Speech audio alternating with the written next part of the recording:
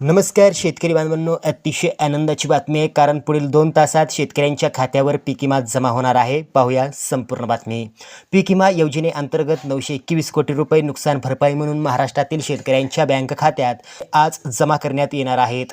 ही भरपाई खरीप 2023 आणि रब्बी 2023 आणि 2024 या हंगामामध्ये झालेल्या पीक नुकसानीसाठी आहे, जी थेट डायरेक्ट DBTद्वारे आज जमा होणार आहे। मित्रांनो, या एकूण 921 कोटी रुपयांच्या भरपाईमध्ये खरीप हंगामासाठी 809 कोटी आणि रब्बी हंगामासाठी 112 कोटी रुपये समाविष्ट आहेत। गेल्या वर्षी अवकाळी पाऊस, गारपीट आणि दुष्काळामुळे पिकांचं मोठं नुकसान झालं होतं, त्यामुळे शेतकरी पीक विम्याची वाट पाहत होते। मात्र आज अखेर वाटपाला मुहूर्त लागला असून पुढील 2 तासात शेतकऱ्यांच्या खात्यावर पीक विम्याची रक्कम जमा होणार आहे। या पीक विमा योजनेअंतर्गत एकूण 95.65 लाख शेतकऱ्यांना 4,397 कोटी रुपये मिळणं अपेक्षित होतं।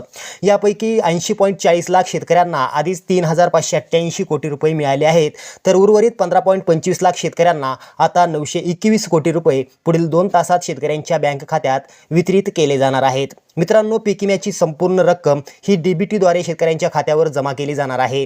मित्रांनो, महाराष्ट्रातील 15,25,000 शेतकऱ्यांना आज म्हणजेच पुढील 2 तासात 921 कोटी रुपये पीक विम्याच्या स्वरूपात मिळणार आहेत। त्यामुळे राज्यातील तमाम शेतकरी बांधवांना मोठा दिलासा मिळाला आहे। धन्यवाद।